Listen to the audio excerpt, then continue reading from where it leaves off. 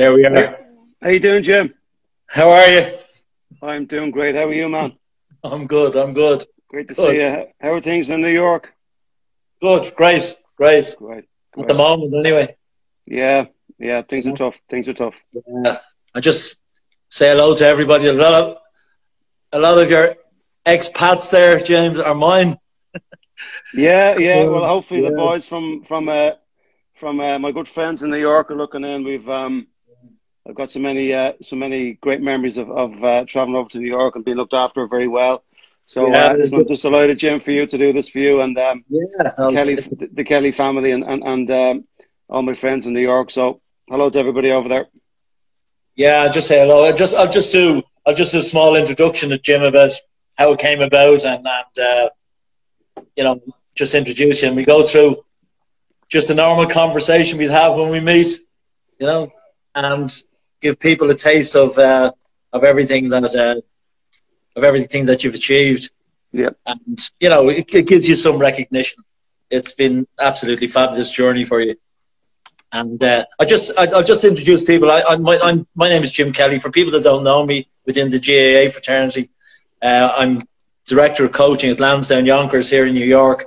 We're an Irish-based community club, which cater for 400 kids, boys and girls, within the community. We've 3 senior teams as well, which I'm involved in. But it's very, very much an Irish-based community. They started back in '97, and they were, as I said, very, very Celtic heritage. A lot of all the board members would hail from every county around the country, So and they're still involved, and they're great people. Also, a lot of the kids that are involved in the club, Jim, play GAA with the local team, the Barnabas, Rangers, the Celtics, and St. Bridget's. They'd be the teams that I know from the kids that are playing, and they would travel home as well in the summer. They'd play both codes, Okay. and they'd travel home in the summer for to play in the Féile, the Féile Challenge under 14. Yeah. In Nottingham, but it's a fabulous community. As long as I've been here, it's very much like it was back home. Like people look after one another, and there's great help and enthusiasm for no matter what you're trying to do, fundraising and helping people that are hard times, jobs, everything. But that's the community it was back home. So that's basically. And the other thing I was going to explain to people from this side of the water, who wouldn't necessarily know about, I suppose 95% that are on would know about the All Ireland and the Sam Maguire Cup, but it's the other people that wouldn't, that the whole concept of it, that they have, there's 32 counties that compete for it at home in 4 provincial championships first, and New York and London. And New York and London, yeah, and they compete and they win out their provincial championships and then go into the knockout phases of for the All Ireland, which takes place in September every year. Which for people as they listening who wouldn't know, you get crowds of up to 80,000, quarterfinals, semi-finals, and finals like every year, religiously, and. That's it, Jim, really. And then what I can say about you is that I know you've been involved in the game for 22 years, intercounty football, as a manager, player and coach. And you've amassed 33 trophies in that time, which I think is, in anyone's language is fabulous. I think as we go on, you represented the county as a player for 10 seasons. Yep. And so I think, I'll explain to everybody at the end your achievements as we go into the senior when you should go over as manager. But I want to give people the flavour of you, Jim Gavin, the person, like where we all grew up, where you came from, your background, your parents from Clare. Wouldn't hold that against Jim, but that's and your family, your influences, early influences in Clondalkin, where you grew up. So Yeah. what could go wrong? All the easy questions first, Jim. Yeah. So, Absolutely. yeah.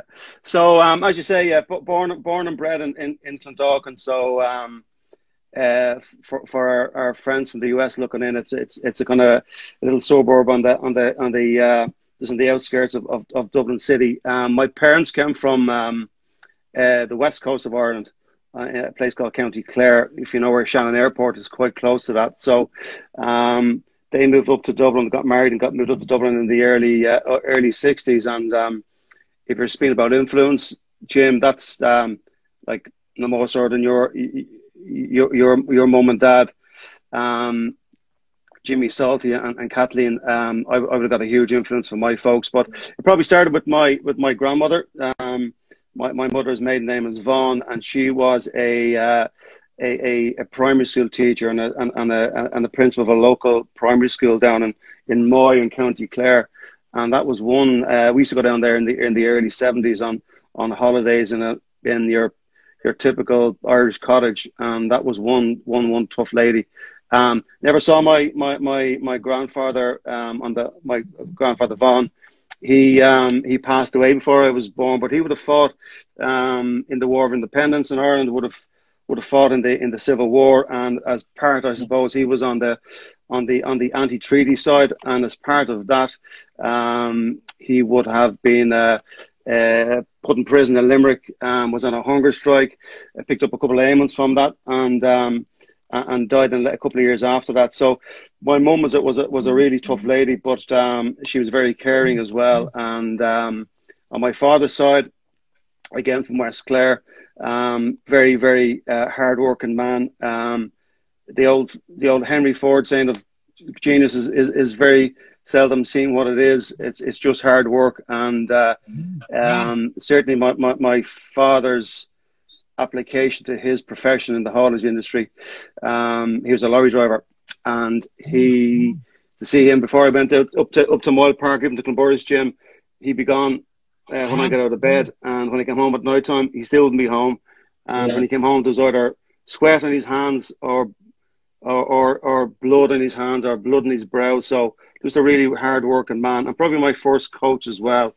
So I'd have them. I'd really to thank everything. They were probably the big influence on my life. Before that, I went to Clonburris National School, a fantastic primary school, and I had the good fortune to meet some great teachers there, and in particular Sean McNamara, another Clare man, who was a football coach, and also Frankie Roebuck, who was a very close friend of both of ours. And Frankie is still had been involved with me 21s and with the seniors, and he's still involved with the senior team currently with Desi and the guys. So great to see Frankie continuing on that. And again, Frankie would have been probably one of my first formal coaches after my dad.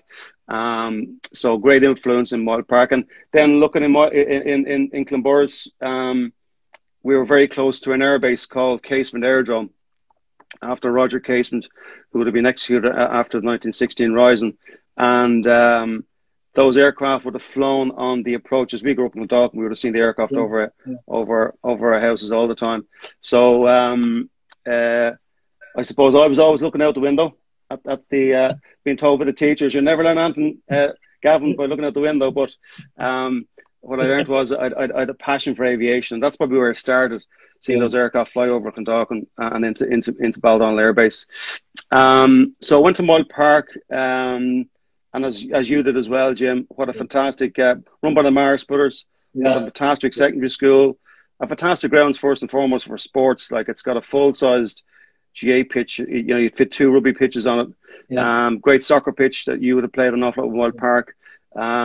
Great gymnasium there, great indoor facilities, great classrooms, and above all, great teachers. And we were lucky to, I think all of us who went to Moyle Park, have really fond memories there, not only from the sporting side of it, but academically as well. I mean, they certainly put us on the straight and narrow.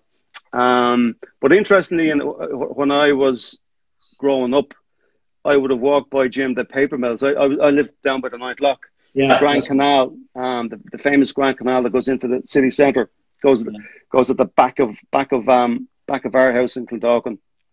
And I would have walked by on the way up to secondary school. I'd say probably would have started maybe 83, I'd say, maybe secondary school in Moyle Park. So it's maybe a mile, about just over 1.5 kilometres, about a mile up what I would say, up the hill into the village, and a mile back. But I always passed the paper mills. And your dad worked in the paper mills. Yeah. 44 years. How many years? 44 years. 44 years, yeah. Well, I remember walking up as a young... people in Clondalkin at that time. Yeah. The huge chimney, for the paper mills. But I do recall as a very young... you're only a boy, you're what are you, 13, in secondary school, 13, 14 in the early years. And all the strikes going on in the paper mills. And eventually, I think it was probably 4th or 5th year, it shut down. I think it was 87 when it shut down. Yeah. So the treatment of the workers, and listen to my I suppose my dad when they moved to Clondalkin. It was a small little village back then, in the countryside, and probably the same when your mum and dad bought their house in Laurel Park. Clondalkin was a small village, but to see the lack of poor planning, the corruption, the political corruption, which led to a lot of difficulties in the area, and a lot of there's no amenities for a lot of the housing estates. Now I was lucky; I was up the village, and I obviously the canal, the back garden, and I played a lot of football with your brother Alan up in Flowerville Park, and had a fantastic time as a young fella, and all we did is kick football. But that certainly resonated with me, and I've always been interested since then. When people have power, what are they doing with it? And it was probably an influence of me to join. The reason I joined the military was to fly aircraft, but also to serve the state. And I was taught at a very young age. Obviously, went to Moyle Park, did my leaving cert, and I got. When did you go into the Defence Forces, Jim? In 1990. 1990. Yeah, so I joined the 67th cadet class. So it was a big army class. You'd probably over 40 people or 40 army people, cadets in the class. Then there was 14 of us in the Air Corps, and a couple of naval service as well. So it's the equivalent of, I suppose, over there. That's your West Point. We have the military college in the Curragh camp in County Kildare. So spent just under 2 years there doing the full army, I suppose, infantry army course, which essentially qualifies you as a platoon commander in the army. So listen, I just wanted to fly aircraft. Back then I wanted to get out of there as quick as I could to go down to Baldon to fly. But in hindsight, it was fantastic training. I'll just give you a quick question. Somebody came in, when it came to me, I said, when it was about the Defence Forces, he said, how much of an influence did it have on you, for later on? Like, we can talk about it later on, but he reckoned that you had a nickname there in the Defence Forces. I was Jimmy All Sports, that you played every single sport. Yeah, that's right. Yeah. That's from you did, like I played. Thomas Rogers. Yeah. Like, sure, listen, growing up in Clondalkin, we played, Gaelic football, hurling, we played rugby, we played soccer, played golf up in Newlands, played tennis in Clondalkin Community Centre. We swam in Clondalkin Community Centre. Even picked up a little American football. I'll probably touch on that later on. Up in Wild Park. So played rugby as well, obviously down to cadet school. So yeah, played anything with a ball, any sport. Certainly in my house, you were encouraged to play. And if you think back then, like, you'd all the great tournaments, you'd Wimbledon on TV, you'd know Sky Sports. You just had obviously the FA Cup, you had the GA Championships, hurling football. You had the rugby, the Five Nations back then. So you'd so sport was a huge part, and it is. I think it's a huge part in our society, and that's why people are keen to get it back. But not sporting wise, the army didn't. It had a big impact on my management style, my coaching style. Like, we were taught there that you serve to lead. Even though people might see a military organization as a very hierarchical one. The reality of it is that the leadership in that, they're serving the troops. They're there to enable them to be their best. And that's, as a platoon commander, as a young, 21-year-old, 20-year-old in the military college, you were taught platoon tactics, which is a platoon is comprised of 3 sections of 8 soldiers in each. And you have your commander's intent as a platoon commander. You've got a platoon sergeant. But you really have to empower your troops when they're on the battlefield. And sport is very, very similar to that. You might see some coaches roaring and shouting on the sideline, but really are the players listening to them? Certainly in the big competitive games that, thankfully in the back end of my career as a coach I was involved in, players are going to hear you. So we're always taught that you'll always fall to the level of training that you put into your troops, and it's no different in the sporting arena. That you'll always, you never rise to the level of what expectations you or your supporters might have. You might have great belief, of course, you need all that, but you'll always fall to the level of training and how well you prepare a team. So I know we'll touch on that later on. So I spent a lot of time. I spent 20 years in the Irish Defence Forces, Oakland and the Heron, and 20 very proud years for me to wear the uniform of the state and to serve the Irish country. So I could only be grateful for the times I had there. And looking back, I've been kind of trading off those skills ever since. So when you went into the Defence Forces, you also became involved with the senior team. That would have been 90, 92, 93 with the Dublin senior team. How did it have much of an effect on you, Jim, with, working both, how much compared to nowadays, how much work did you put in with the team at that time? It obviously wasn't half as intense as it is now. So how?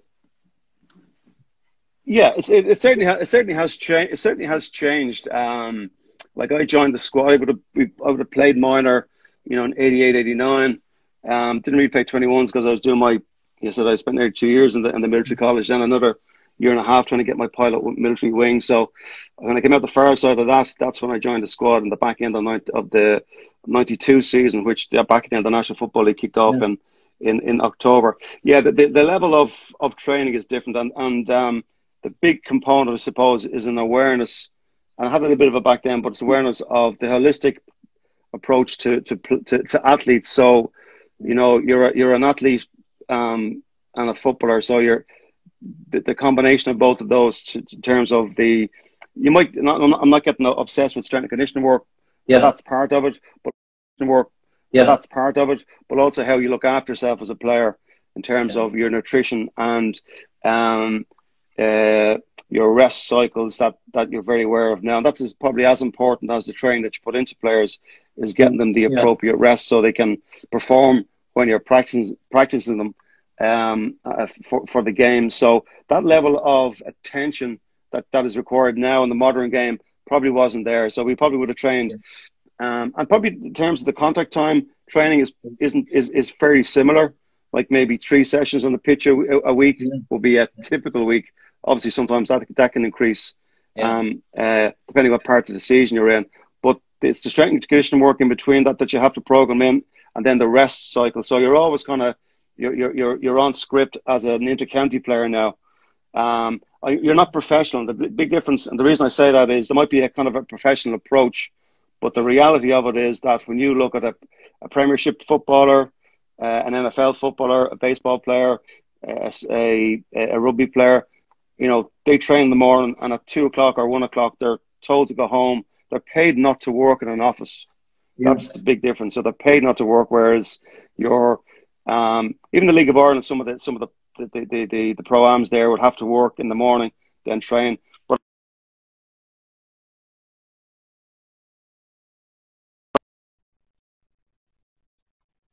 at night. So that's that you have to manage what we call that load factor. Yeah.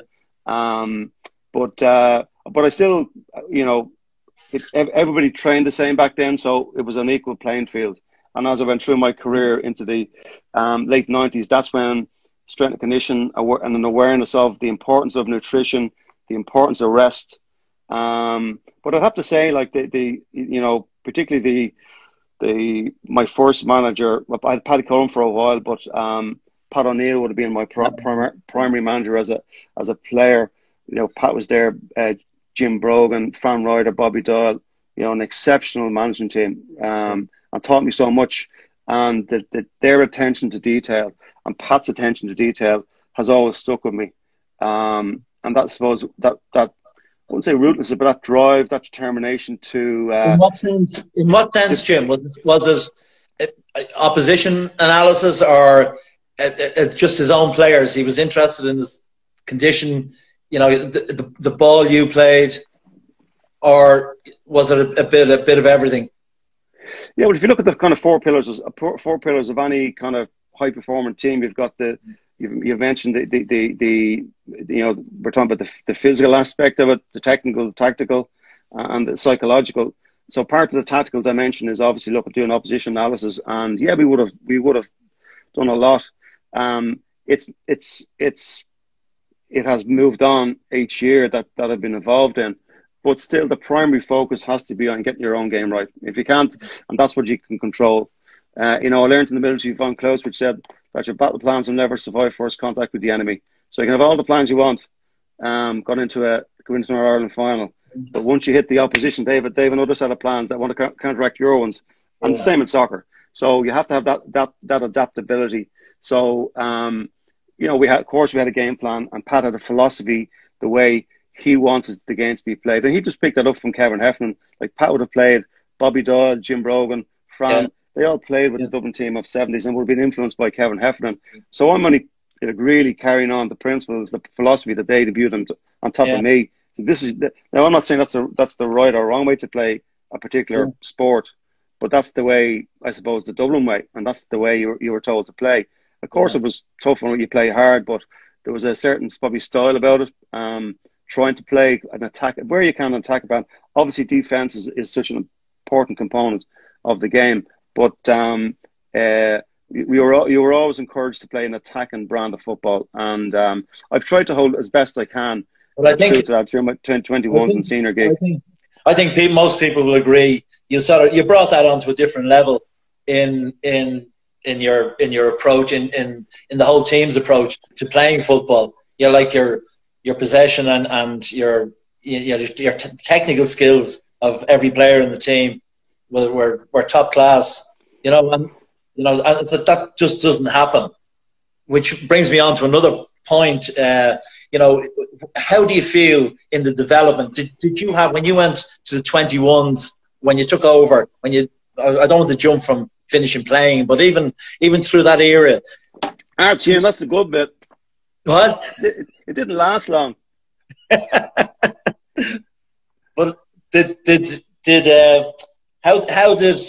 how was the influence of these players on your technical abilities as opposed to, you know, all the other parts of the game? Yeah, well, like the first thing I'd say, like it's you know, and I'm sure we're getting to this with the coaches. It's not about, you know, I wasn't just influenced to that. You know, the last number of years I got, you know, Jason was there, Jason Sherlock, Declan Darcy. You know, both Declan and Jason played under, you know, under either Pat O'Neill or Mickey Whelan as well. You know, that guys who Mickey obviously played in the 50s, the 60s, and the 70s with Dublin. Would have been heavily involved with Kevin during that time. You know, Paul Clark was there again. Mick Deegan was there. Both Paul and Mick would have played under Pat O'Neill. You know, Shane O'Hanlon would have been around that kind of that ethos of the 70s. So we all had that in us, that this is the particular, you know, kind of style of football that we would play. So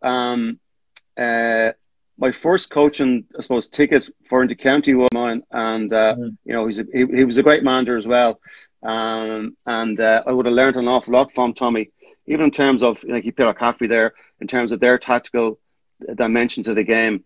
But Tommy brought the guillotine down on my head in 2002, The mind was willing, but the body wasn't. And Declan and myself coached the team. So it was my first kind of experience at coaching. But we had a fantastic set of players. Like at the backs you had Peter Griffin, you had Brian Cullen was there, Alan Brogan, Conal Keeney. So we were in some ways spoiled, but that was they were very 21s. 21s, yeah. So that was in 2003. 2003, yeah. So they beat Tyrone. Their first 21 title Dublin ever won. They beat Tyrone in 2003. Sean Kavanagh would have been midfield in the final. Derek Murray from Round Towers played that game as well. Great, fantastic footballer. And again went to another Round Towers from Dalcoman, went to Clonburris and Mull Park. But so we would have, Declan and myself would have focused heavily on the skills of the game. Broadly speaking, the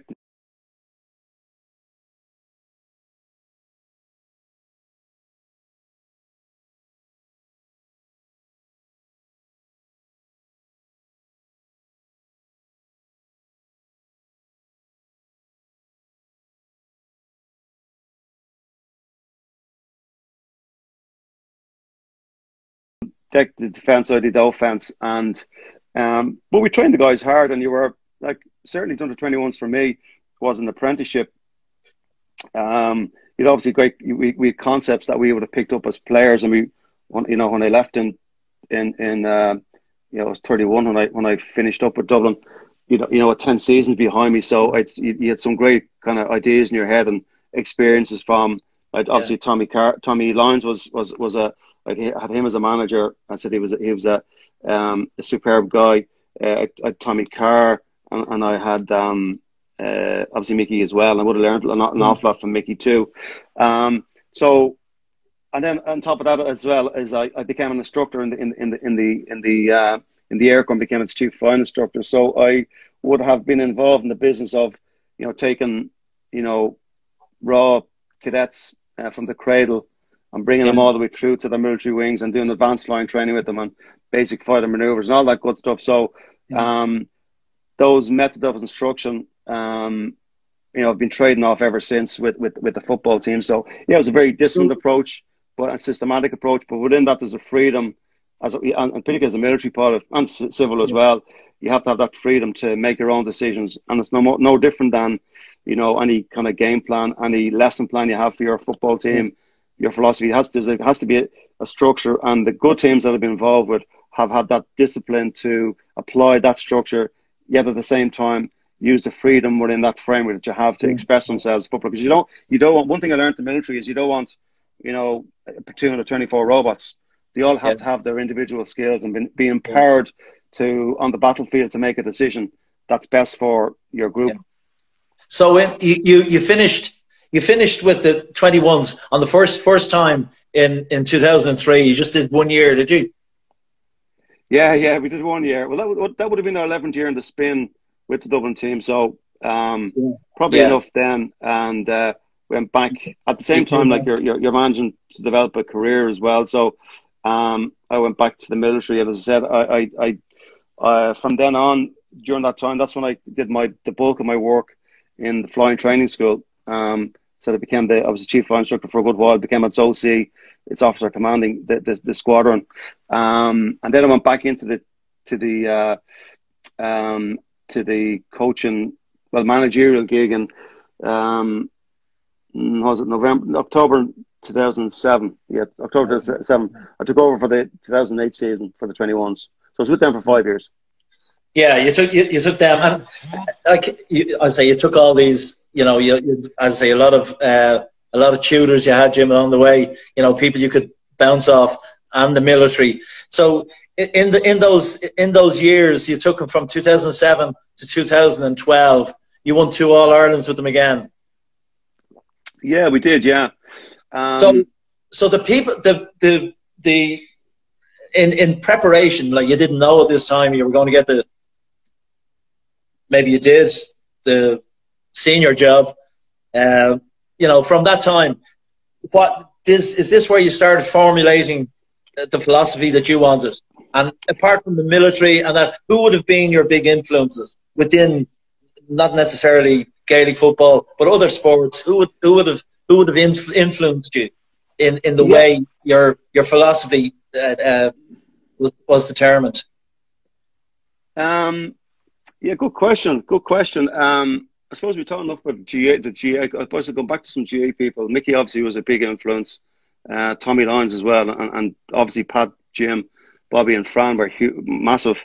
And obviously the players around you as well. Like, I was on a really good, some fantastic guys that I would have played with in the early 90s, all the way through my career. You're always learning from them. But in terms of other sports coaches, if that's what you asked me, Jim, probably a big moment in my life would have been in my parents saved heavily for a family holiday to visit my auntie, who's down in Fort Lauderdale, Auntie Anne. So thankfully she's still alive. But anyway, we visited in '79, and going to the States was a huge influence, because I got a great passion when I was over there, just for the States first and foremost. What an amazing country, and also for American football. And when I came back, I began to keep a very close eye. Now, it wasn't on TV, but I began to collect magazines. I followed the Washington Redskins. They obviously won their first Super Bowl in '83, beating the Dolphins. My brother Brian would have followed the Dolphins, and so I began to kind of maybe follow that particular sport, and Joe Gibbs and what he did with his football team. And obviously, you had Joe Theismann, you had John Riggins, the Hogs, you'd Art Monk. So all these players, I'm still banging away in my head. And they won again. They won, I think maybe it was a couple of years later, they won a second Super Bowl against the Broncos. But I began to follow Gibbs. I began to follow the 49ers. Pricey, from Mile Park, followed the 49ers, and I also had a go off that team, just the way they played. Obviously, their game against Cincinnati in that Super Bowl, where they marched down the field with there's 3 minutes and 20 seconds in the clock, and Joe Montana marched them down the field, and they're 16-13 down against Cincinnati. Game looks like they're going away from them. They stick as they say in San Francisco, they stuck with the process, and Bill Walsh, and they marched down. They scored a touchdown with probably less than 30 seconds to go on the clock. So that game certainly resonates with me, and I would have followed Bill Walsh very, very closely from it. Not then, but in the late '80s, but certainly as I was coming, developing in the early 20s of either doing military instruction and then doing football coaching. Obviously in the New York Giants, Bill Parcells, even though he came across as a very authoritarian style of a coach, how he managed LT, Lawrence Taylor, the great linebacker, who was a little bit wild, maybe, shall we say, but how he managed him was again, I have a couple of books. I can show you of a full deck there of books, maybe show a couple of them later on, but he would have been a guy that I studied closely. Basketball, Phil Jackson, very intriguing guy.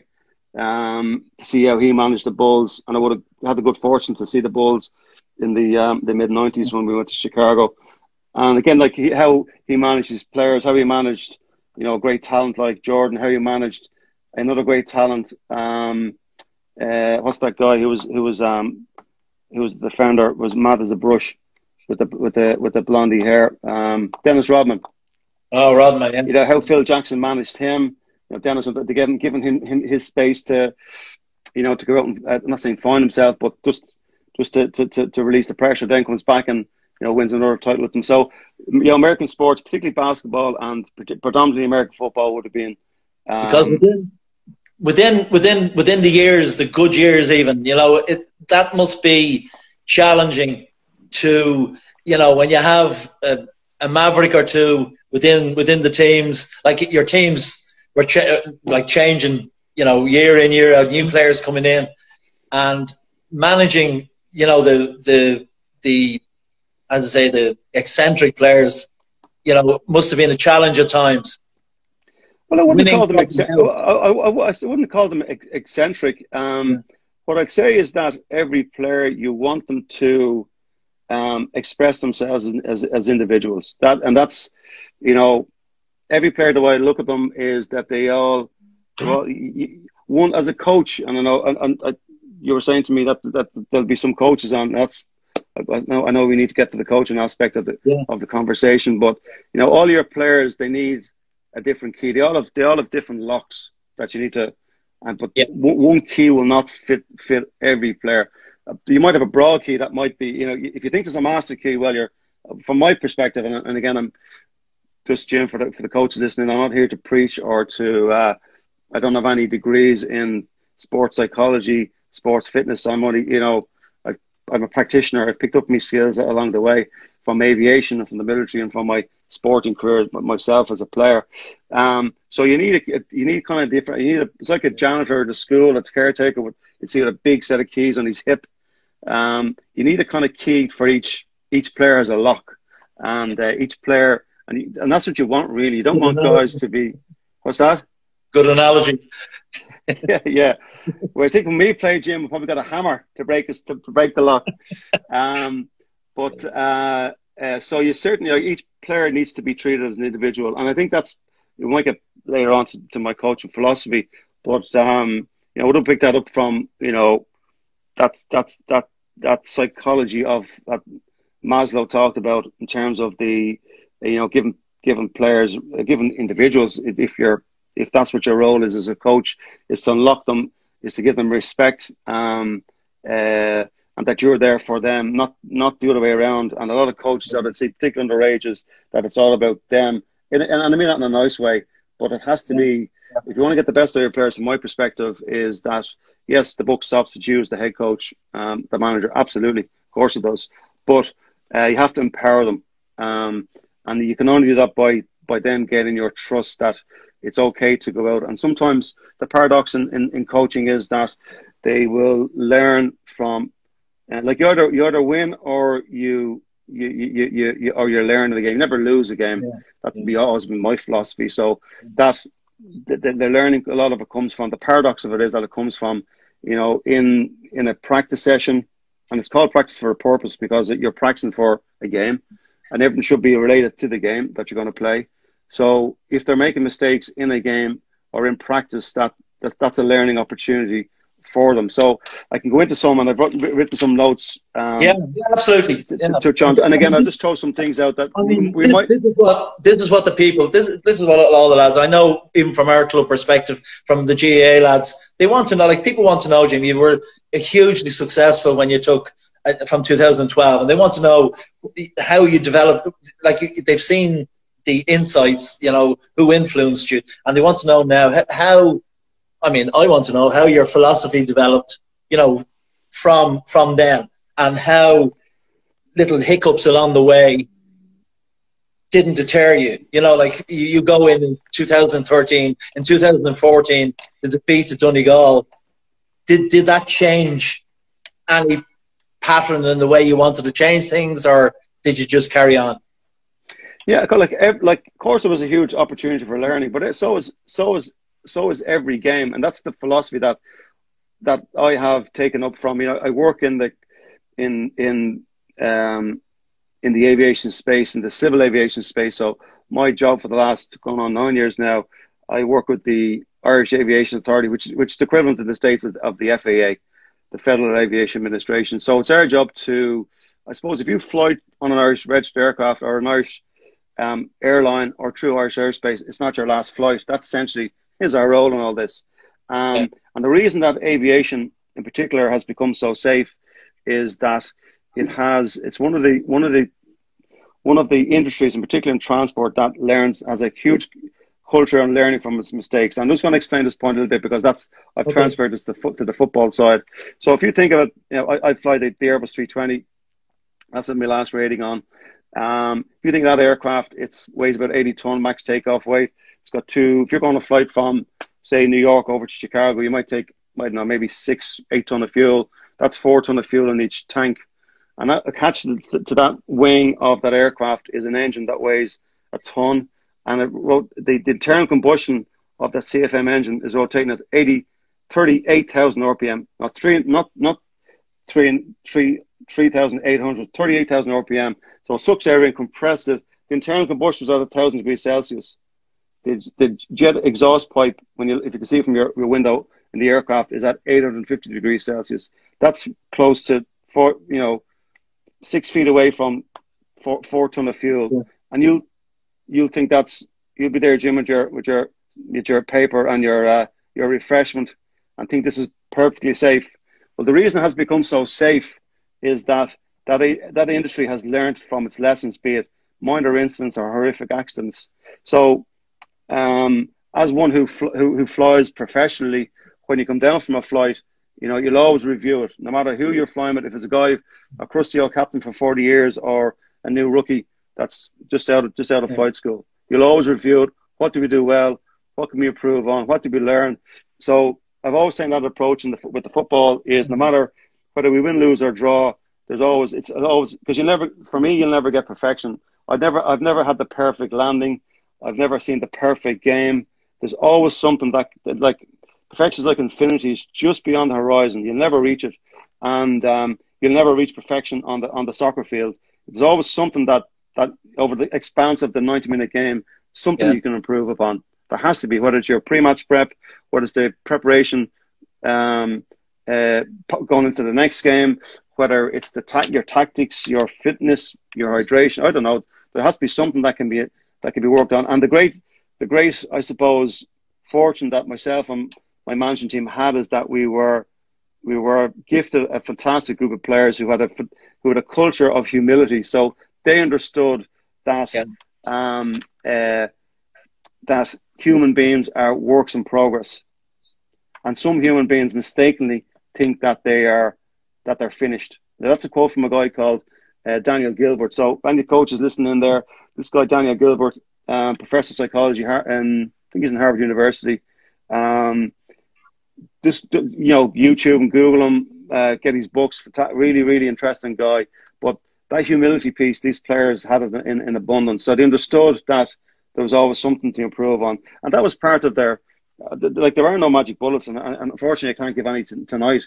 It was just a lot of it was down to do hard work, persistence, resilience, and that ability to understand that they were given a unique opportunity to represent their community in Dublin, their clubs, and their county, and that's the way they. Well, certainly, and I know the guys well. That's the way they continue on with it. They just see it as a privilege, and with that comes a responsibility to do your very best. And over the years that I was with them, Jim, if there was, this isn't a magic bullet, but it's a fact. From my times with the 21s, 3 titles we won with the 21s, and the 6 with the seniors, we never once mentioned winning in any of the dressing rooms before we went out. Either at halftime, leading into the game, a break and play with your point down or in final, and you're a man down. We never mentioned winning. What we mentioned was something I picked up from a guy called Dermot Earley, who's from Roscommon. Really powerful guy. He would have been chief of staff of the Irish Army. That's the father, isn't it? Yeah, the father. Yeah, Dermot Earley. He would have played with Roscommon in the early 70s and late 60s. Yeah, giant of a man. Came from Roscommon, but would have set up roots, and he was in the army, obviously set up roots in Kildare. But I met him very early in my career, and in MacDonagh Barracks, which is anybody listening from Kildare will know that where that is in the Curragh camp. And what he said to us as a rookie cadet, I was in the cadet school probably, I don't know, maybe 8 weeks. So it is the full metal jacket experience, I can tell you that for sure. Great fun looking back, but bald, like I was probably as much hair back then as I do now. So we were so that's like Freud and puppies, but when the senior officer comes into the dressing room, now you stand to attention and you salute, and I expected that we were going to go out. We're playing Mary I teaching training college in Limerick, and I expected that we were going to be, because for the previous 8 weeks, like we were roared and shouted at, and for a very good reason. They're breaking it down to build you back up. But we're also being taught, we think about a military force, you're being brought to the range, you've been given a rifle, you've been told to shoot at a target, the silhouette of a body. You've been taught essentially to kill somebody. So you're the last resort or the backstop for any nation. So it's a very regimented, disciplined environment, and I expected the same to be in the dressing room. But he did a surprising thing, which I picked up upon, which what he did, he went around and he when I talk about that psychology of safety, which is so important for I'm coaching under 12s now back here in Dublin with my son's club in Ballybones and Dendas. Even though I'm around Towers, man, the local club, the local parish we live in is in Rathfarnham and Ballyboden. That's Jude's team, yeah. So that's like they need to have that psychological safety that you're going to look after them. And it's no different than elite sports players. They need to feel that you're not going to snap on them. But what he did was he went around, shook our hands, asked where we're from, the giant of a man, and then he spoke about a bit about tactics of what we're going to do that particular game against Mary I.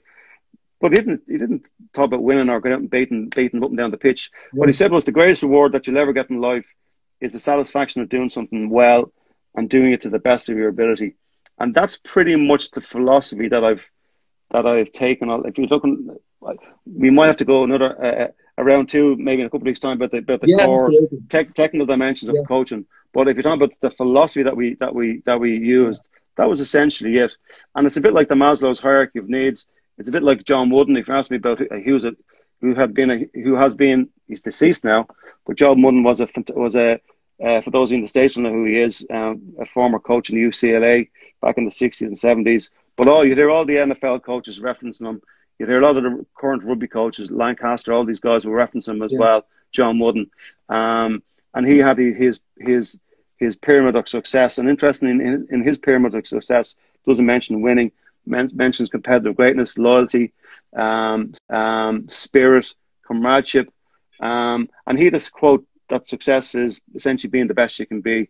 Maslow, going back to him, self-actualization is just about being the best you can be. And all I ever ask for the Dublin players in a dressing room is just be your best. And it's all about, so I'll roll this back into kids. The big thing you have to do with kids is encourage their effort. Effort. Yeah. Not so much the execution, a great goal, just great effort.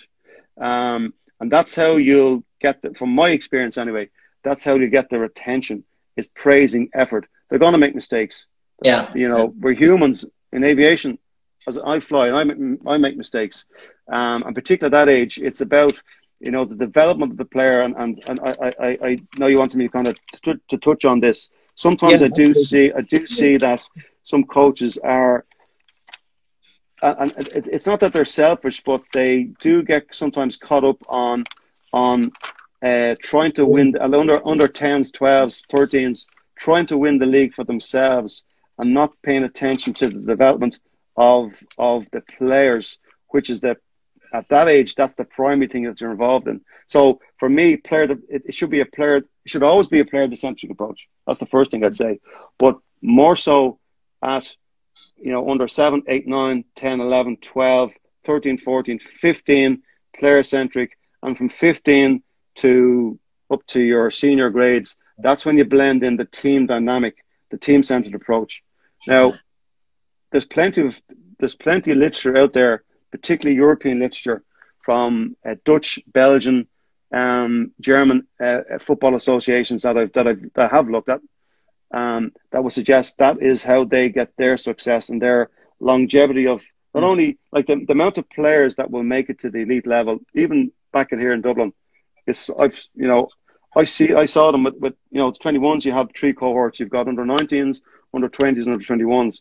And the amount, the small percentage that make it to senior is probably frightening but so you can't, particularly as a club coach, you can't get obsessed with getting these players through to senior and to county. If it's going to happen, it'll happen. But I think you need, what behoves you is to develop the player and that you give him a grow, that's the Irish for love of that particular sport for the longer term. So he'll go beyond, 15, 16. And I see it, like, there's a great culture in Dublin G at the moment anyway, with our Go games. And there's a great culture at the current club that I coach in, where every player has to get a game. So after 10 minutes, you're rotating the squad. Doesn't matter if you're up or down. And as painful as that can be when the game is really tight going down the stretch, at another 12 game, you just have to get the kids on, Because if the kid is sitting on the sideline, he ain't going to come back. He might come back the next week, but after that, then he's going to say, I'm out of here. I'm going up to,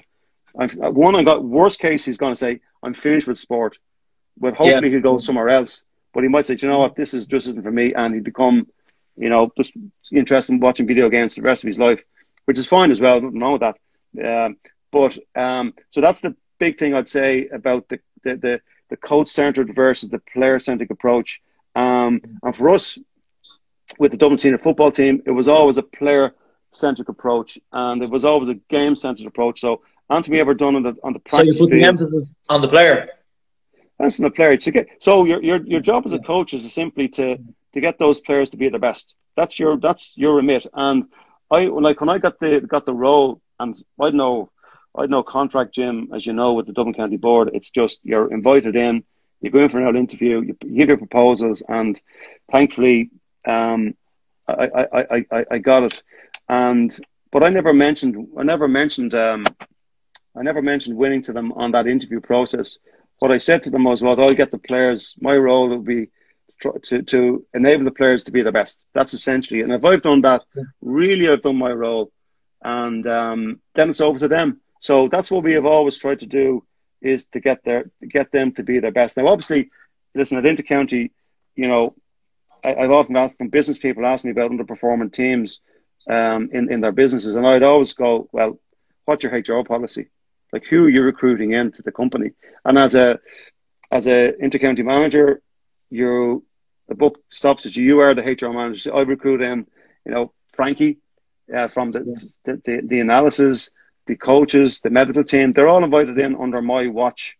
So I'm the HR. So the buck stops at me. So, if you're asking about developing a club, it's getting people in, getting your coaches educated up, and give them that intrapersonal skill to be able to reflect that, if they get their coaching badge for under 12s, that it just doesn't stop there. Like I said, I've got, a whole host of manuals, books there that I'm still keen to get into. And that's the big challenge as a coach. You have to be like a magpie, trying to pick up little ideas to, because the challenge anyway is a bit like, there's a principle called Sigmoid's curve, which is a chap called Charles Handley had it, and Warren Buffett, a lot of the in the States, anyway, business people will talk about breaking things up, or doing it before you have to do it. And it's a similar concept that Charles Handley had about the Sigmoid curve. So Sigmoid curve by its nature is an S curve. So in the very early stages of you're taking over a new team, you're maturing them, you've got new concepts, there's lots of momentum because you're a new coach and you're moving up and you get some success. So you've got two choices down at that particular point. Do you decide to mix things up and grow again? Or just keep doing things the way you've always done them? And if you keep doing things the way you've always, because the future is always different. Now, I know in the current pandemic, that's an obvious one, but the future is never what we perceive it to be, or will perceive it to be. So as you go up, you need to, if you keep doing things the way you've always done them, you'll have a great time, and you'll actually go down the far side, and you go down the back end of the slide, and but it'll be a great ride, and have great fun and all that. The challenge is to break it up and to move it on, to bring it to create a stimulus for growth. So is that introducing new players? Is that introducing new concepts on the pitch, new tactics? But you can't keep, if you're talking about, I know I'm talking now about the back end. I'm talking about the senior level. I'm not talking about the kids. I'm talking about, adult teams, 21s plus. So if you keep bringing the same playbook, the same methods every year, and if you're getting success, best luck. And will you tell me how you did it? But from my experience, you have to keep creating an environment, and that's a big part of the culture in the team, is how players behave. Is that environment where they understand that they have to keep growing, and that's the humility piece. That if you want to keep a tree growing, in a right way, you got to keep pruning it sometimes. And it might look pretty for a while, but eventually.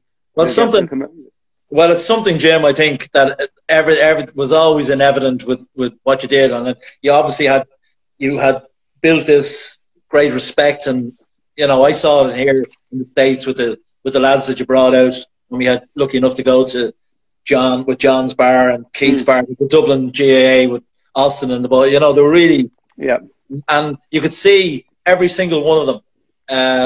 You know, the respect they have for you first, but the respect they have for everybody else. They're having a good time, but they were absolutely a credit to you to be around. And also, you know, the changes that you made in the teams. You know, as I say, when you're dropping.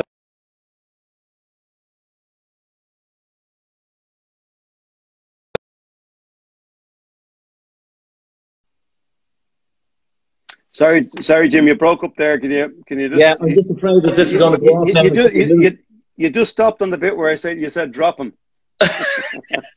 No, I was just saying when you handled it so well for huge players who'd been icons within the Dublin setup for years, you know. So I mean, everybody has a sell-by date, and it's how you handle that, you know.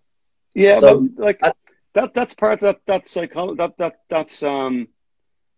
psychology of safety that you have within the group. That it doesn't matter how old the players. That works both ways. Whether it's in the back end of his perceived career or the start of it.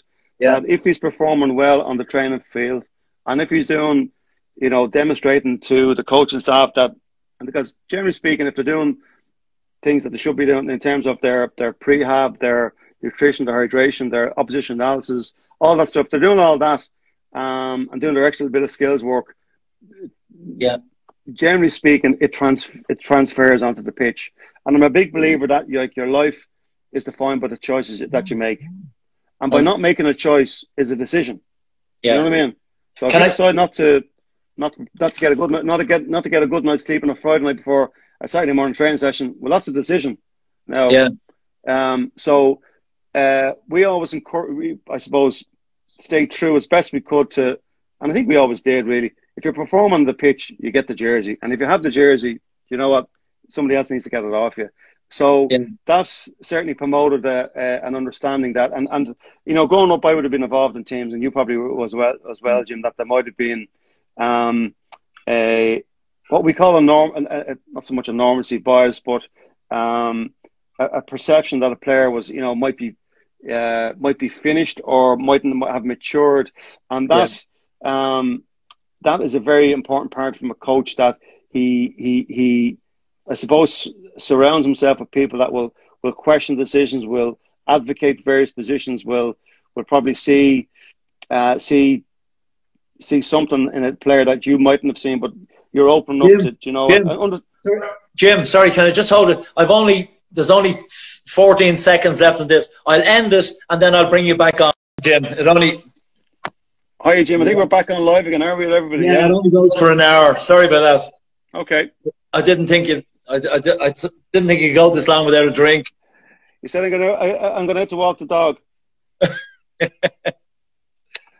Sorry. So you.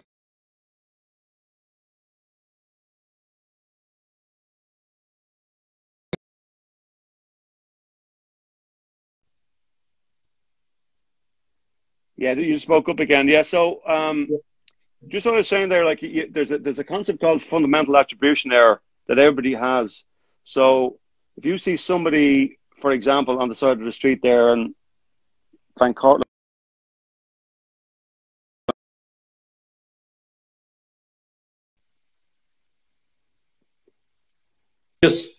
I'm getting it from Keith Murray. He can't get back on. From Mugser. Mugser. There's Mugser on. You say hello to him. He's a great friend and really looked after the Dublin team when we went over, and wish himself and all the guys over New York the very best in these difficult times. If somebody can text Keith Murray and just tell him that we're on live again. He's a dinosaur. Tell him to open the bar. We're coming down. Yeah. But there's a concept called fundamental attribution error, where there's a guy, Professor Lee Ross in Stanford University, talks about this really interesting concept. So and it's very important from a coaching dimension. So if you see somebody in Van Cortlandt Park, Jim, that's, you know, just down there it's as homeless, you might have a perception that that person just is lazy, they've no motivation. But you don't understand. Fundamental attribution error is trying to understand their circumstances, that they could have lost their job, they could have lost their relationship, they could be, I don't know. So there has to be, so when you're looking at a player, you need to be very conscious that you're not looking at them through a particular optic, and that's why I was really fortunate to recent. Well, I always had, from my time with Nick Bohan, who would have been a coach with the team back in '93, all the way up to Declan and Jason, who would have challenged me as a head coach about different attributes that players had, and would have challenged my fundamental attribution errors that I had on particular players. And that's really important that you have that self-awareness to understand that you don't know it all, and that surround yourself by good people is a big, certainly was a big key for any success that the Dublin team had. Most of the lads, Jim, when you would have been with you from the 21 from 2008, most of the backroom staff. The player. No, definitely it changed all the way through. Yeah, I'd say there was a couple that were there towards the end, but it's on that. I was involved for 12 years. On that 12-year journey, it looked a lot different than it was at the start of it. And some of it was difficult, where you're mixing things up, and you understand that you have. I'm talking about the coaches. Yeah, the coaches. Yeah, they were definitely like Declan has been there all the way through. Declan Darcy.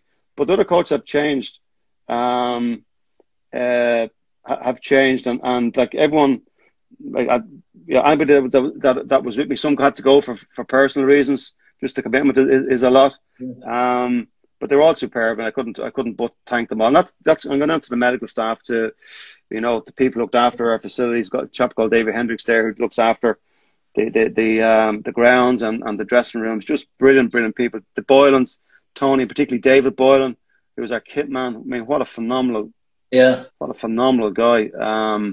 And you wouldn't be, I wouldn't have done it without them. Seamus McCormick as well, a really good buddy of mine from the military, another Clondalkin man, very close friend, and gave me great advice, and looked after me. So there's great. I mean, I've been really fortunate to have just really good people, and a really good sporting organisation in the Dublin GAA, where John Costello, the chief executive, and the various chairmen that went through their tenure, we had a great partnership. And I understood that we were only one, obviously the most high profile team, but only one arm of the organisation.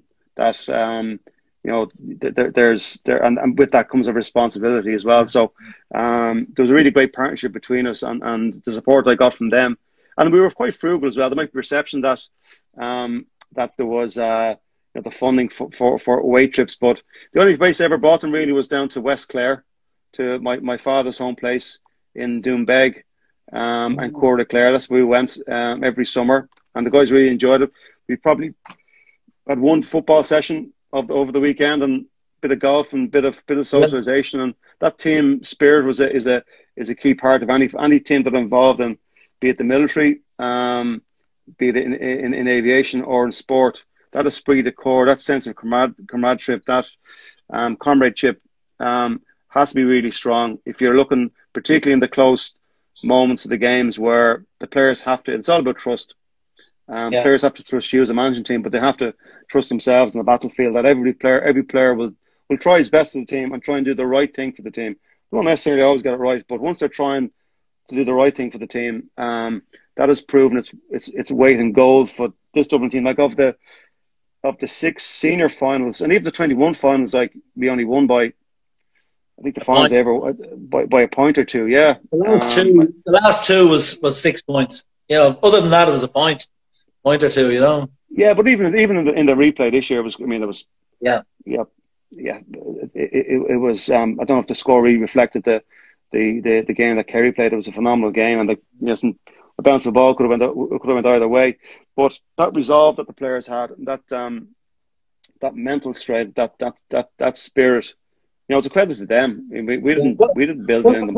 What were the games that pleased you from that aspect? What were the games that pleased you, gave you so much satisfaction that you're talking in terms of effort. You know, it's not whether they won the game, but in terms, like, you've won most of them all the way through, but in terms of the effort that they gave, and you knew that we spoke about this, you do it in training where you give them, they make their own decisions. You know, they have to handle situations themselves. So I don't want to put you on the spot, but, you know, what comes to mind, you know? Like saying the 21s, the 21 game, I suppose 2012, we beat Roscommon in the final, and Paul Manning was away for studying for a while. Like, we were on the ropes in that game for a long time. A guy called Harry Dawson from Scary's got a couple of, came on late, got a couple of scores. Paul came on, got a couple of scores. That was really, that game really sticks in my mind. The Donegal game in 2010, that 21 final. Carr was full back. Johnny Cooper played in it. Dean Rock. Again, that was a phenomenal game against Donegal. But again, we crept out of there with a 2-point win. But at half time, we were on the ropes. Gary Sweeney from Sylvester got a cracking goal in the start of the second half to pull us away, but get us back in the game even. But that relentlessness that always impressed me. Senior level. I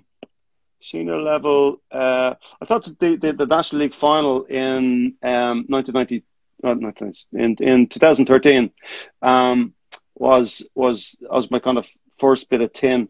And we played Tyrone that final. Dean Rock got a couple of scores off the bench late in the game. Might have won by a point, I think. That probably solidified maybe some of the concepts that we were trying to teach.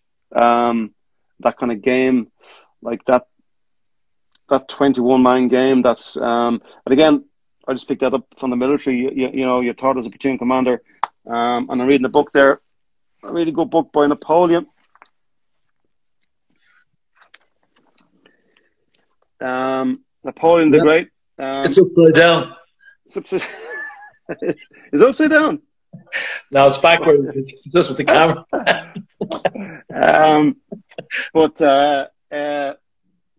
Like your strength and depth is a key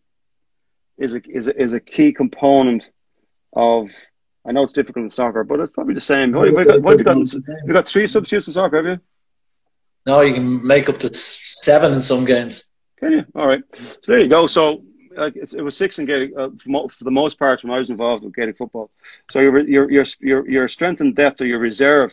So that fellow Napoleon won most of his battles, and I'd be a huge student of military battles, but won most of his battles by using his strength and depth, his reserve. You know, coming into, and I'm not saying that your players who start the game are like the clowns in a bullfight, you know, tearing out the bull, and the matadors come in. But in some ways, they're a bit like that. And Kevin McMenamin, I think, would have been a great bullfighter. Would have been a great matador, you know, coming in to finish the job. And that takes he might have the slippers that those lads in Spain would wear, but he's a phenomenally strong, mentally strong, superb man. I mean, he's just a great guy, but phenomenally mentally very strong, and would push himself, and that strength, the mental strength we used to the team's advantage, where he could deliver a performance, no matter what the circumstances, but that constant. What's that? Dean Rock's free taking under severe pressure, you know, and that developed over time. You know, it wasn't right. You know, it wasn't.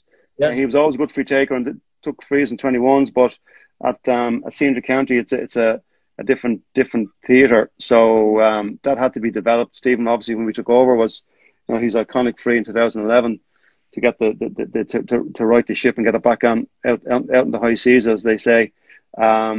But yeah, Dean's. But again, that's just practice, Jim. You know yourself. You would have, you know, watched in any sport, free takers. You know, there's you know, and I know we might speak later on about the various dimensions of teaching skills, and that that concept of, you know, when they're teaching, even for kids, that's not just linear passing, that you have them in a situation where, like, if you look at the Dublin warm-up before an All-Ireland final, say, last year, you know, the players are in 7v7 in a grid that's 45 metres by 30 across. Okay. And what they're doing is they're passing the ball, but so it's not, I'd often see, you know, pretty cones and, you know, balls being flashed up and down, but there's all they're doing is executing. If you put them in a situation where, I know people call it game-based training, but the science behind it is that a player needs to read what he sees on the pitch, and then he needs to decide, I'm going to pass it to Jim, and then he says, I'm going to execute it to pass. So those three components: reading the game, deciding what you're going to do, and come up with a plan and execute it. You won't get that from just passing for over and back. And there's no game that I've seen yet in my career as a footballer, as a player for 10 years, or the 12 that I coached or managed. Is there any scenario where you just, the only one might be a free taker where the ball is on the tee and he has to kick it between the posts. But even at that, he needs to make a decision. There's some level of decision making in it.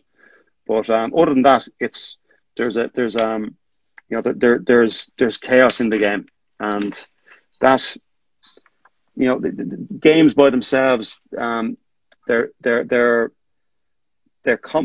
teams are complex systems, and a game is characterized by, you know, there's an alternation of order in the game, of disorder, of stability, instability, variety, uniformity. That they're all transitional in the game, and you have to try and, even though, like, in Gaelic football, for those US listeners, there's no offside rule. It's a bit like field hockey. You've got no offside rule, whereas obviously soccer you have, and rugby you have an offside rule. But even at that, they're very transient. They're chaotic systems. So you have to train in that chaotic system for the most part. Now, I'm not suggesting now we'll go back to our under 12s. That's a little bit different, but still within that, you still have plenty of scope. 3v3, they're practicing little triangles, movements. They're getting lots of touches on the ball. When I get the ball, I'm going to pass to John. But I'm going to read where Dennis goes, and I'm going to make a decision, who do I pass it to? All those things that you're still developing their game sense, their tactical awareness, but also their technical ability, and that technical is about execution. So I think you really need to think hard about that structured, deliberate practice where it's very much coach driven, and this is what we're going to do. And I get that has to be done, but you can't beat free play, where it's kind of athlete directed. They're making the decisions, they're reading the game, making decisions, executing the skill, make mistakes, learning from it. And that thing I mentioned that I wrote down for you, I'm trying to find my page here. That essential coaching knowledge. Edgar, pardon me, Jim. The essential coaching knowledge. Yeah, come to that later. Yeah, come to that later on. I know you probably want to wrap up at No. Absolutely. No, I'm enjoying it. I'm sure everybody else is. You know, the Edgar Dale model of, and again, I picked this up from my time in the military. Whereas, you know, if you read something, you pick up 10% of it. Called variable reasoning. If you hear it, 20%. If you then watch a demo, you're up to 50%. And then, but if you actually do it, then you're up to the 90%. And if you get the players to teach it back to themselves, you're nearly up to the 100% mark. That's the holy grail. So if you think of any part of your business, your life, you'll find that holds true. And then as a coach, you need to understand that the perception, like if two of us walked into the bar, Jim, you'd say that looks like a lovely pint, and I go, gee, that doesn't look nice at all. You go into a clothes shop, that's a lovely jacket. Now, that might be your perception, it might be mine though. So we all have different perceptions, and the players are no different. So you need to think like that, and you think like a player. So some of them players, from my experience, when you say it to them verbally, they get it. They just, you know, let's move on. Some players you have to do it on the chalk and talk on the whiteboard. Some might get it. Other guys, you have to do a walkthrough. Yeah. And so you've talked about it, you've done the whiteboard, you've done tactics board, you've done the walkthrough, and they get it. And other guys, you just have to do all those three elements. And the fourth one is actually just practice. Yeah. That's Edgar Dale's bit. Just practice, and they get 90% of it. And if you get them to teach that back So create an environment where they can kind of drive some of the learning themselves. That's really empowering. That's the purest form of empowerment in any sports team. And I'm sure if you've read any of the high performing teams, be it rugby or soccer, you'll always pick up nuggets that it's when we talk about a player driven approach. The players are driving this. It's where they begin to, and obviously the coaches are directing it. And Sun Tzu's, paradox of leadership is that, a leader's aims are fulfilled when your objectives are fulfilled, your aims achieved, and they think that they did it themselves. So even though as a coaching team, you're there in the background and your hand is on the tiller like on a ship or an aircraft, you're guiding it through, but obviously the players themselves they're on the battlefield. So that's a space that, now again, I'm talking Jim here, I'm jumping from under nines up straight through to the senior lads, but that's the space where you kind of need to. Do you accept, and do you want feedback and training sessions from them?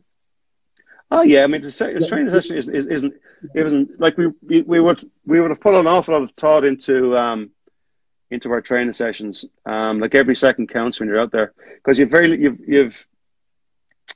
limited time with them. Now I've booked there from Bill Walsh. It's a really good, again, it's backwards, is it, Jim? The Bill Walsh finally went, okay. But Bill Walsh anyway, how he would have constructed his training sessions in American football. Anyway, I won't go into it there because you can't see it. But picked up from that from your time when I was a military flight instructor.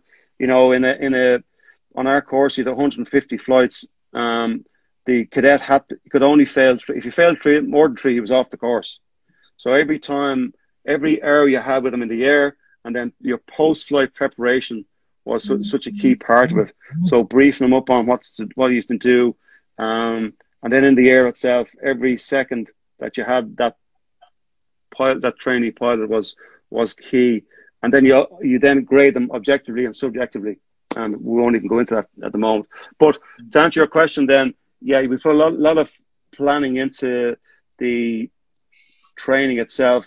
What you wanted to get from the session, because the guys obviously come from a long day in office, and their attention span is limited enough anyway.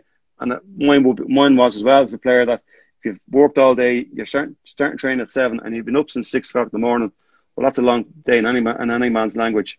So, but of course you want feedback, and it's about creating that trust where it's okay for a player to advocate his position, either in a team meeting or how something has gone on the training. And again, in aviation, there's been lots of accidents and incidents. One recently, a couple of years ago there in San Fran, an aircraft from landed short of the runway. I won't mention the airline, you can look it up yourselves, but the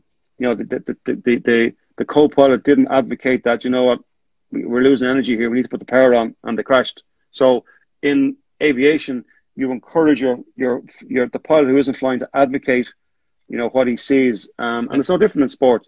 So you gotta that's the empowerment piece, because they live the game. They're the ones so that's the if it's coach centric, the coach is going to take over, and he's going to keep talking, and the players will get no sense, and they won't want to talk because they'll be put down. So we always want the players who put their hand up, not their hand out. So there's a big difference between your hand out and putting your hand up. Yeah. And that's something, that's just a culture environment that you create for the players. Yeah, absolutely. No, I think, it's given such an insight. And I can only apologize. People are sending me questions. Like you're covering quite a lot of it, Jim, and I can only apologize to people, but it's a fantastic insight to, what actually developed. Like every Dublin fan will say, like what you've done in that time, from taking the 21s in 2008 to finishing last year with the senior team. The question, I know the big question of it, will you make a return in some form or at any stage? I don't see that happening, Jim. I really gave it as much as I could for as long as I could, and I was involved in enough teams that that fragmented is probably the polite way to put it. Yeah. Like I mentioned that guy earlier on, Daniel Gilbert, and he had a great concept called the end of history illusion. So this is a kind of a concept where you think that things will always be the same. That as a player in '95, we obviously came the previous year beating an Ireland final by Down. You think it'll always be that way in aviation. They built it there. The States, the Wright brothers first flew in 1903, 1920. The New York Times said they'll never put an aircraft in space, and 40 years later, 1969, Neil Armstrong landed on the moon, and the module pilot was a guy called Michael Collins, whose great grandfather came from County Cork. So that end of history illusion has always been on my head. That I would always have liked to hand the team over in some shape or form. That at the end of each season, you bring it into the dock, you put it up in the stills, and you do your repair work. That's giving the players time off, and you plan for the season. You paint it up, change the sails, change a couple of crew members, and back out to the high seas again. Yeah. And that we always trained in the high. Our coaching philosophy was always about training in the high seas. So that's where you get good sailors. Is from you don't get good sailors and teach them in Dunleary Harbour. You need to put them out in the water. So the training was going to build around that as well. But to go back to the analogy of the ship, you always wanted to hand it on in really reasonable condition. That it's that didn't have to start again. There was a hell of a lot of work to be done, and I know better than anybody that each season presents its own challenges. But no better man than the current crew to do that. So that's a very long-winded way to say, could I see myself go back? Not now. Now, I'm saying that now into 2020. But my focus is on the under-12s. I'm looking forward to getting back hurling football. The young fellas playing soccer down the road as well.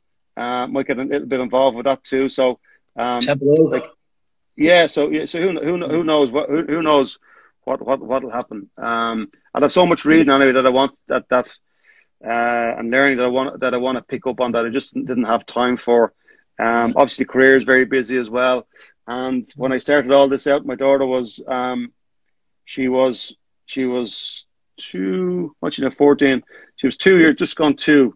And now she's going to be a great girl. So you need to spend some time with the family. So all those factors.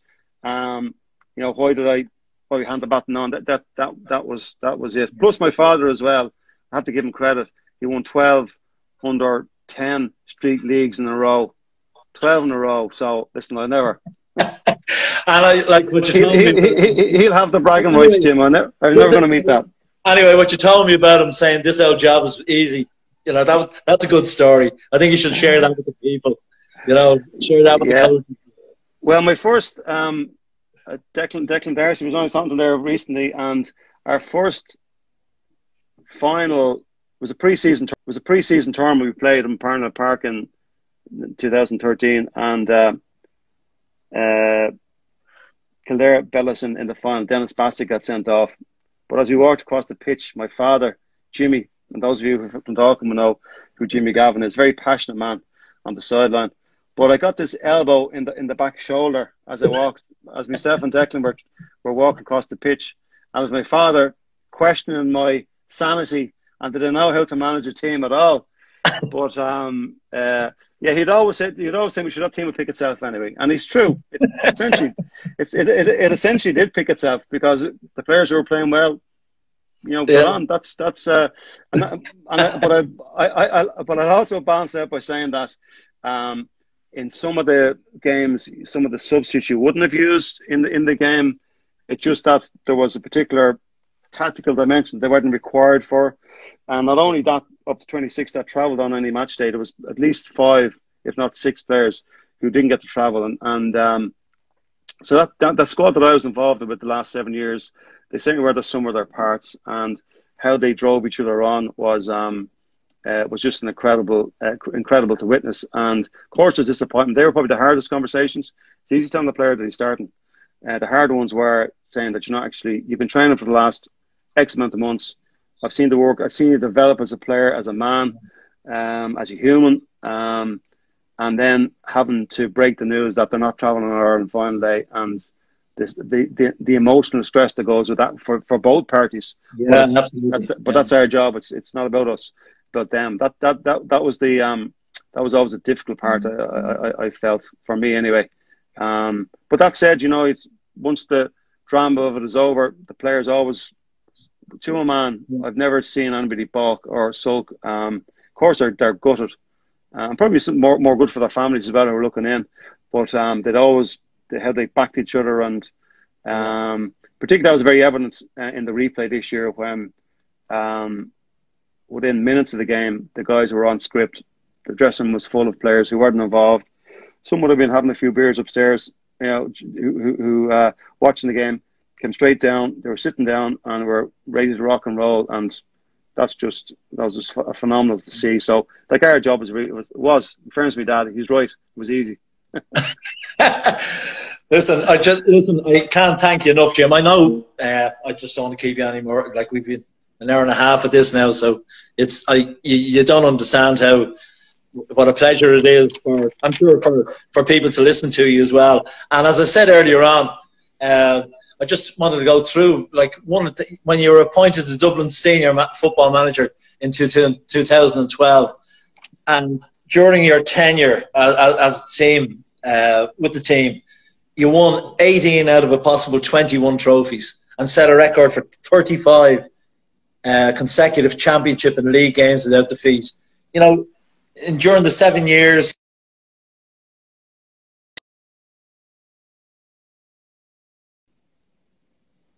yeah, you just spoke up there, Jim. During the 7 years, yeah. In 7 years, you had 48 championship games, winning 44, drawing 3, and losing 1. And it culminated in last September with a 37 consecutive championship victory and 5 All-Irelands, which, I think people will see from our conversation today, just how much, apart from work, like going from work, that it's your secondary job, not a job, but it's your secondary love. You have your job and you go and work, and I think people can see the passion you had, your absolute passion for the cause, for Dublin football. And I think maybe in the next, I can only apologise, Jim. You want to see the number of people that are congratulating you, and I can't do it because I think, sure, as well as the people, they want to hear you. So maybe in a couple of weeks we might just do a half an hour questions and answers where people can send in questions, and we go through it about their favourite moments that you had with Dublin. If that's okay with you. So. Absolutely, maybe. Yeah. Like you rattle off a number of games that the Dublin team won, and the big thing to say is that the players won them, Jim. Absolutely, I was associated with them and managing were, but we didn't. I didn't win any All Ireland. I won my All Ireland in '95 as a player. I only have one, thankfully. But the guys did all the heavy lifting. We just created a framework and to enable them to achieve. And go back to the original interview that I had with Con Clark, I think it was there in the interview board, and John many years ago, was that's my job. Your job as a management team and as all the coaches looking in is to create that environment where the players can excel. And that means so many different things and so many different levels. So one player actually having, self-actualizing might be that he's just a great fielder of the ball. The other guy might be that he's a great blocker of the ball. The other guy might be about scores. So they all have different skills that you just need to bring out. Yeah. And something you mentioned to me earlier, and I know we can finish on this, is you asked me to talk about the essential coaching knowledge that you need. And I think there's kind of 3 main components to this one. The first one is, and I'm going to use the word because you used it there a few minutes ago, professional. I'm going to use that in the context of what you're doing. It's in your professional knowledge as a coach. So, because obviously you're professional, all of us, have professions. I'm a professional I work in the aviation industry as a professional, not industry. I'm not a professional in the sports context, but I mean that in terms of your sport experience, your expertise. Might necessarily have to be in a player at the elite level, but that you've studied the game, that you've done your research, you've done your courses, you've got your badges, you've watched games, you've taken notes, you've reflected upon it. That's one of three in terms of your professional knowledge. The other one is your teaching and learning ability. So it's not just about having the knowledge, it's about learning how to teach. And, you know, my mother was a primary school teacher. I picked up an awful lot from her. I was a military instructor, so, you know, that's where I picked up mine. But you have to do some level of research or course to be proficient. And then at the other level, from say 19 onwards, is your aptitude for competitive coaching. So this is your ability to coach competitively, to get the players, you know, to manage the cycle, the periodization of your training, the tactical dimension, tactical periodization, and to get them to peak for performance on match day, and then go back into that continuum cycle. That those of you who are involved in senior kind of games would understand that. So that's your professional knowledge. The other bit then, so that's the I suppose the knowing what to do. The interpersonal knowledge is a key part of it as well, and that's a core competence in emotional intelligence. So there's a guy called Daniel. So you're going to get a book from here. I looked at it earlier on today. Daniel Goleman. Can't see it. Anyway, Daniel Goleman is well worth a podcast, a YouTube, that stuff on YouTube, and some of his books on emotional intelligence. And then a transformational leadership style. That's a big part of interpersonal knowledge. So transformational leadership style is like purposeful leadership. Martin Luther King, if we all know who he is, he didn't say I have a business plan or I have a mission statement. You know, he said I have a dream. So that's transformational leadership, having that bit. And the last bit then I mentioned is, again, for your coaches, is the intrapersonal knowledge. And that's the ability to be self-aware, to reflect, to have, I suppose, a growth mindset of continuous improvement, that you're always out there searching for, not a better way to do things, but is there a different way, or what could I learn from other sports, all that stuff. And I wrote down here for you, John, to finish Jim, to finish off with the John Wooden quote that I have so much time for. It's what you learn after you know is all that matters. So that's as a coach, you'll have done all your coaching badges. Yeah. But it's after you know all that, what you do next is what matters. The book. So the big thing I'm probably saying to you is let's go back to Daniel Gilbert's thing of human beings are works in progress that mistakenly think they're finished. So if you think you're finished as a coach, if you're looking for success, like in terms of getting players to be their best, well, you've probably come up short. So I hope that's been of some use to you, Jim, and your club, and I wish you the best of luck. Absolutely. And you don't know how much we appreciate this. And can I just say, the amount of interest, Jim, throughout Facebook, through everything from Dublin fans who, they worship the ground that you walked on. They love the players.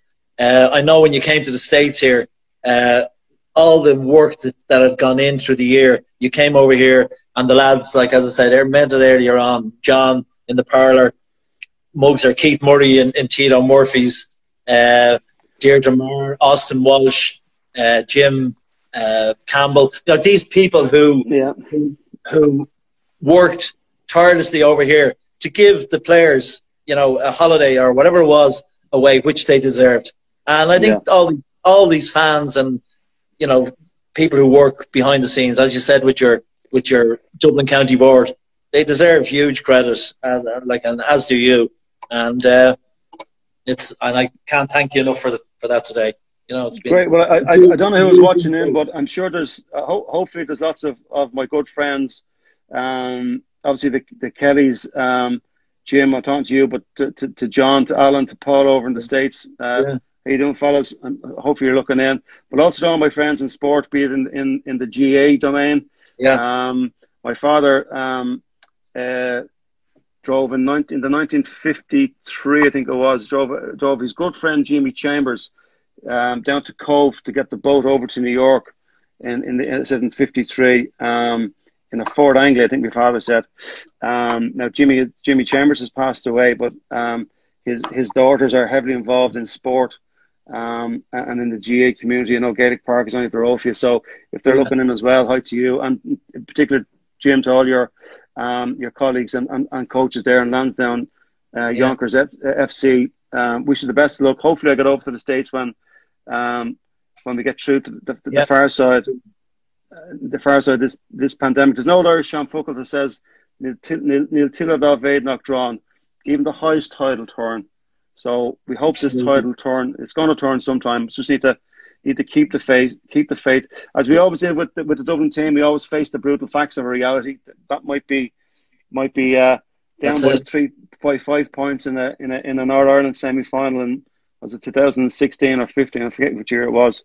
But we always face the facts of what we were facing, but always retain the faith that we'll prevail in the end. So let's retain the faith that we'll prevail in the end, and I look forward to sharing a cold refreshment with you sometime and clink a glass and friendship in a couple of months' time. You too, Jim. And listen, thanks for everything again.